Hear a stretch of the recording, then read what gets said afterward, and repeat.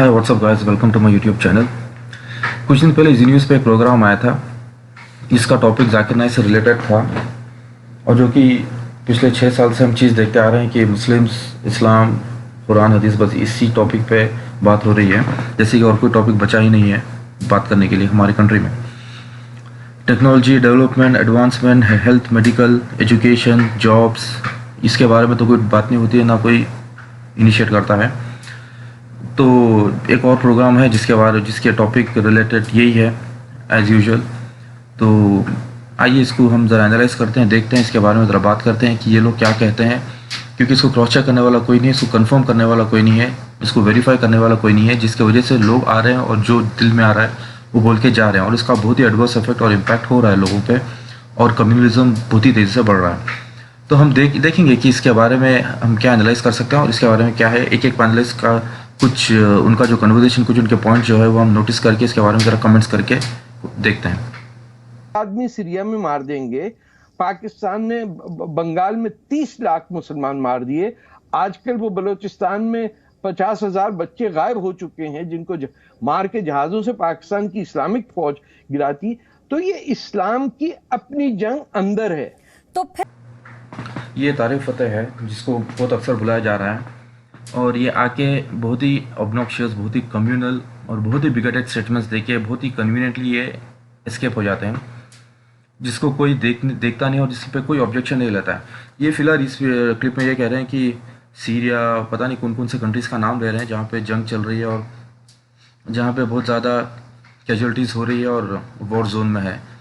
तो ये यहाँ के आके ये बार बार एक चीज़ रिपीट करते हैं, जिससे ये अंदाज़ा होता है कि जैसे इंडियन मुस्लिम्स को ये कंट्री से कोई लेना देना है, या फिर इंडियन सिटीजन्स ये कंट्रीज़ का ड्यूअल सिटीजनशिप होल्ड करते हैं, पता नहीं क्या। तो ये पॉइंट बहुत ही रिलेवेंट और बहुत ही मुझे फ़नी लगता है, जो बार बार आके दूसरे कंट्रीज़ का, अफगानिस्तान, पता नहीं सीरिया और इराक़ और जो मुस्लिम कंट्रीज़ का नाम लेते हैं। तो एक डेमोक्रेटिक और एक सेकुलर कंट्री में आप कोई कम्युनिटी को टारगेट कर रहे हैं और उनका लिंक आप ये बता रहे हैं कि ये लिंक वो कंट्री से है, तो ये बहुत ही एब्सर्ड और बहुत ही अजीब बात है, क्योंकि इंडिया एक सेकुलर डेमोक्रेटिक कंट्री है जिसका जो इंडियन मुस्लिम्स है वो इंडियंस है और उनका पासपोर्ट से इंडिया का है। तो आप बार बार आके ये क्यों बताने की कोशिश करते हैं कि ये वहाँ का लिंक है, यहाँ वहाँ पे जंग हो रहा है, तो यहाँ पे कुछ इफेक्ट होना चाहिए। मतलब किसको इफेक्ट होना चाहिए और क्यों होना चाहिए, मुझे पता नहीं है इनका क्या इरादा है। और दूसरी बात, ये उम्मा को, ये कंसेप्ट ऑफ उम्मा जो मुस्लिम वर्ल्ड में एक उम्मा का कंसेप्ट है, इसको ये बहुत हमेशा ये कंडेम करते हैं, पर ये हमेशा उसको हमेशा ये अपनी बातों को खुद कॉन्ट्रडिक्ट करते हैं और ये आके खुद ये प्रूव करने की कोशिश करते हैं कि सारे कंट्रीज, सारे वर्ल्ड के जो मुस्लिम्स है वो एक उम्मा को बिलोंग करते हैं। तो इसलिए वो आके यहाँ पे इंडियन मुस्लिम्स को हमेशा वो सीरिया, फ़लस्तीन या इराक़, अफ़गानिस्तान से रिलेट करते हैं, जो कि वो खुद ही वो उसको एक री-एस्टैब्लिश करना चाह रहे हैं, जो कंसेप्ट को खुद ही डिनाई करते हैं, जो कंसेप्ट ऑफ उम्मा है। तो मतलब ये खुद ही कॉन्ट्रडिक्टरी पॉइंट बार बार ये क्लेम किए जाते हैं। सबको एक्सपोज कर रहा है, इसी बात की मिर्ची इन सबको लगी है। कह रही कि ये एक्सपोज करने वाली है, पता नहीं ये एक्सपोज कर रही है या एक्सपोज हो रही है, क्योंकि जी न्यूज़ के काफ़ी फेक न्यूज़ पोस्ट एक्सपोज हो चुके हैं और काफ़ी बड़े रेप्यूटेड सोर्सेस ने इसको कंडेम किया है। देखिए कि वो पहली चीज भारत से मोहब्बत नहीं कर सकते। वो जैसे कि इंडोनेशिया में आप देखेंगे प्रेसिडेंट विकोको हैं, उनको तो कोई गरुदा से तकलीफ नहीं है, बच्चों के नाम नरिंदर तक हैं वहां पे। कुछ मुसलमान भी हैं, अपनी कल्चर को एम्ब्रेस किया हुआ है सबने।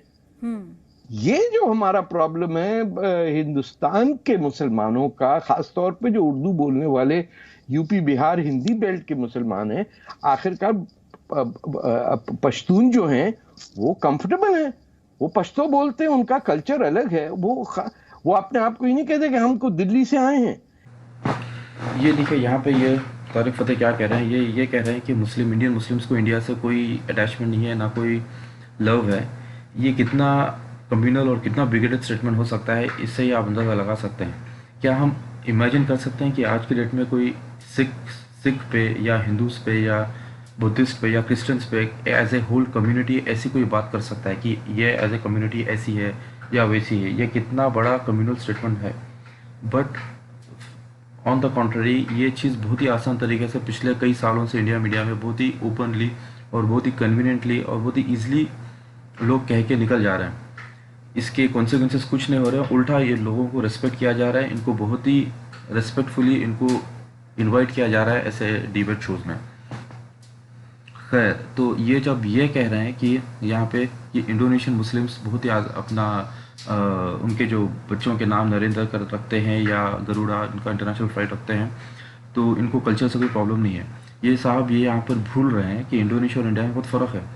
इंडोनेशिया में कोई इस्लामिक रूल नहीं था बहुत सालों तक।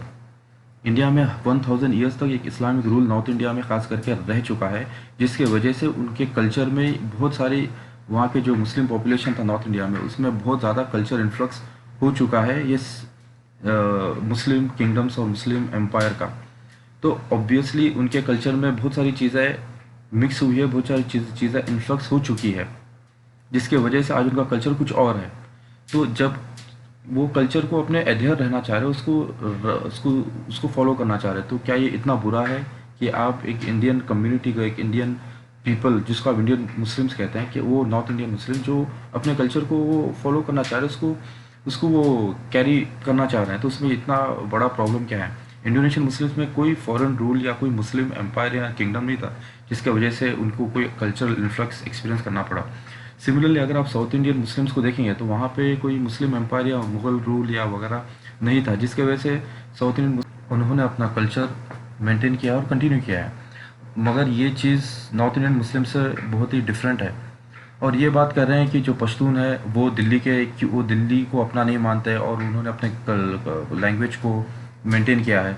ऑब्वियसली पश्तून जो है वो दिल्ली में नहीं रहते, वो अपने कंट्री अफगानिस्तान में रहते हैं, तो वो दिल्ली को क्यों मानेंगे और वो अपनी लैंग्वेज को ज़रूर वो मेंटेन करेंगे।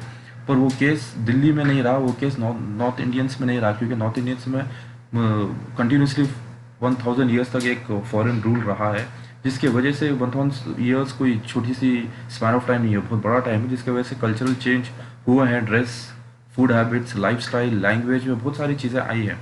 तो कम्प्लीटली आप एक कंडेम कर रहे हैं, ये बहुत ही बुरी बात है और ये बहुत ही कम्युनल बात है और एक बहुत ही मिसलीडिंग बात है, जिसकी वजह से आप लोगों को ब्रेन वॉश कर रहे हैं और एक कम्युनलिज्म प्रमोट कर रहे हैं।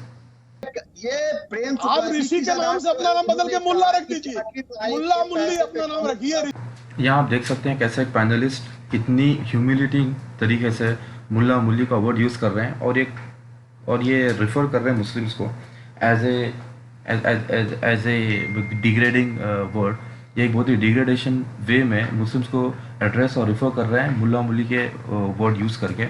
ये बहुत ही कंडेमनेबल है, पर ऑन द कॉन्ट्ररी इनको बहुत ही रेस्पेक्टफुली एंकर सपोर्ट भी कर रही है और इनके साइड भी ले रही है। ये आए दिन आपको देखने को मिलेगा इस तरीके से डिबेट शोज और इस तरीके से कन्वर्जेशन, जो बहुत ही कम्युनल कन्वर्जेशन और बहुत ही डिस्क्रिमिनेटिंग फॉर्म ऑफ कन्वर्जेशन जो यूज़ किया जा रहा है, जो चल रहा है आज की डेट में मीडिया में, ये बहुत ही, इसके रिपोर्केशंस बहुत ही डेंजरस है और ये बहुत ही कंडेमनेबल और इसके ऊपर बहुत ही एक्शन लेने लायक कन्वर्जेशन है, जो कि कोई इसके ऊपर एक्शन नहीं ले रहा, कोई इसको नोटिस नहीं कर रहा है और ये कंटिन्यूसली चल रहा है against Muslim specially. This is absolutely biased and absolutely discriminatory. इस्लाम की जो सूरा 2 है, आयत 191 है, वो तो नॉन बिलीवर्स की हत्या के लिए बात करता है। तो ऐसी स्थिति में रविंद्रनाथ टैगोर ने ही कहा, कल एक लोग आपके पैनल पे, आपके जी टीवी के पैनल पर कह रहे थे जिहाद की परिभाषा क्या है। ये देखिए, ये एक पैनलिस्ट है जो कि कुरान की कोई वर्स को रिफर करके कुछ बात कह रहे हैं। चलिए, खुशी है कि किसी ने कुछ टेक्निकल बात की है, तो मैं तो कुछ नहीं कहूँगा।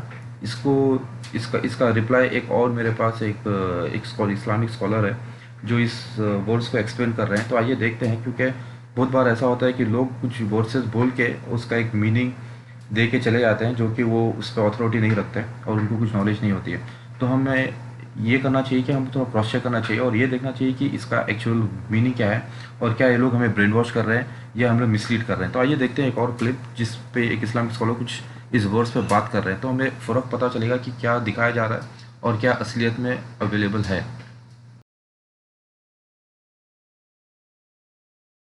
मुझसे ये सवाल होता है, चूंकि ये आयतें पढ़ी गई हैं, इसलिए इन आयतों की तफसीर भी आप मुख्तसर सुन लीजिए। 4-5 मिनट के अंदर अंदर मैं इंशाअल्लाह इसको खत्म करता हूं। तफसीर क्या, मैं आपको सिर्फ तर्जुमा बयान करूंगा। बहुत लोग परेशान हो जाते हैं जब एक गैर मुस्लिम इन आयतों को कोट करता है और वो ये कहता है कि भाई तुम्हारे कुरान में ये क्या लिखा हुआ है। मसलन इसी सूरह बकरा में आयत नंबर 191 है, 191, इसमें अल्लाह सुब्हानहू व तआला का इरशाद है, वक़्तुलूहुम हैसु सक़िफ़्तुमूहुम व अख़रिजूहुम मिन हैसु अख़रजूकुम, कि तुम उनको यानी मुशरिकीन को, कुफ्फार को जहां पाओ वहां कत्ल कर दो। वक़्तुलूहुम हैसु सक़िफ़्तुमूहुम, जहां देखो जहां पाओ वहां कत्ल कर दो। व अख़रिजूहुम मिन हैसु अख़रजूकुम, और उन्हें उस जगह से निकाल बाहर करो जहां से उन्होंने तुम्हें निकाला था।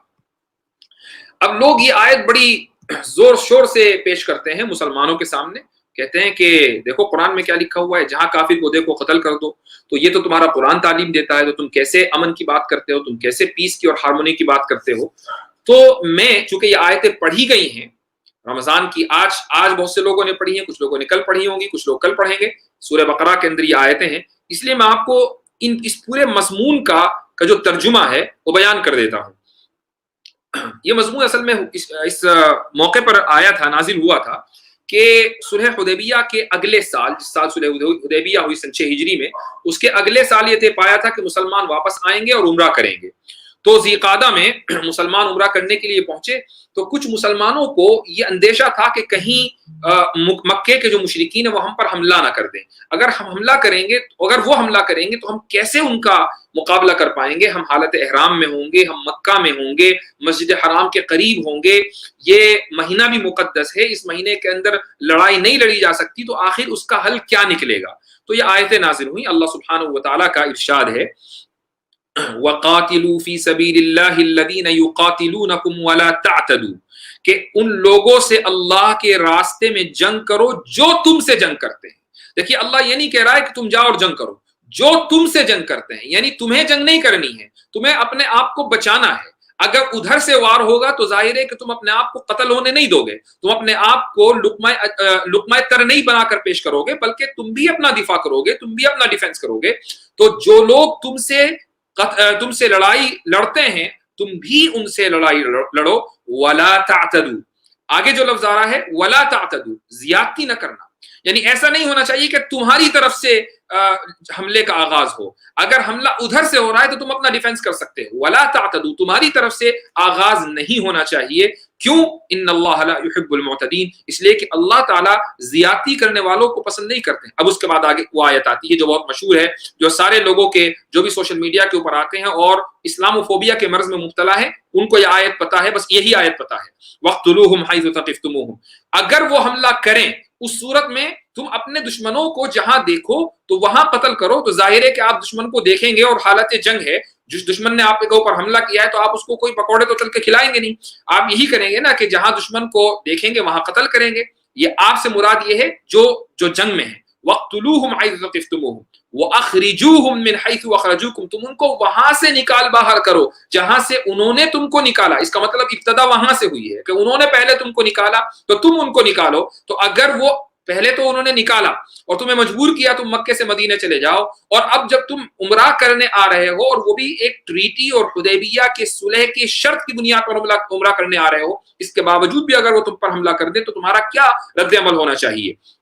वला तुक़ातिलूहुम इंदल मस्जिदिल हराम हत्ता युक़ातिलूकुम फ़ी, तुम उनसे उस वक्त तक क़िताल न करो, लड़ाई न लड़ो मस्जिद हराम के करीब यानी हरम में, जब तक कि वो तुम पर हमला न करे। हत्ता युक़ातिलूकुम फ़ी, इसका मतलब यह है कि तुम्हें डिफेंसिव ही रहना है, इस मौके के ऊपर तुम्हें आगाज नहीं करना है। तो ये जो पूरी आयतें हैं ये इस बात के ऊपर बार बार मुसलमानों को ये तवज्जो दिलाती है कि कंट्रोल योरसेल्फ, तुम इनिशिएट ना करो, तुम हमला ना करो। अगर वो तुम पर हमला कर रहे हैं तो तुम्हें जवाब देना है। फ़इन क़ातलूकुम, तो अगर वो तुम पर हमला करें, फ़क़्तुलूहुम, तो तुम फिर उनसे लड़ाई लड़ो। कज़ालिका जज़ाउल काफ़िरीन, और अगर ऐसी सूरत हो जाए तो फिर काफिरों की सजा यही है। काफिरों से मुराद वही लोग हैं कि जिन्होंने सुलह हुदैबिया करने के बाद, पूरा मुआहिदा तय होने के बाद धोखे से जब मुसलमान मस्जिद हराम में आ गए, अब अगर वो हमला करें तो जाहिर है कि आपको रद्द अमल करेंगे। जब रद्द अमल करेंगे तो फिर यही तो सजा मिलेगी। फ़इन इंतहू फ़इन्नल्लाह गफूरुर रहीम, लेकिन अगर वो बाज आ जाए, ऐसा ना करें, वो सुलह हुदैबिया की पासदारी करें, वो किसी को पर हमला ना करें, तो फिर कोई हरज ही नहीं, कोई बात नहीं है, तुम्हें भी कोई लड़ने की जरूरत नहीं है। फ़इन्नल्लाह गफूरुर रहीम, अल्लाह सुब्हानहू व तआला तो मगफिरत करने वाला है और रहम करने वाला है।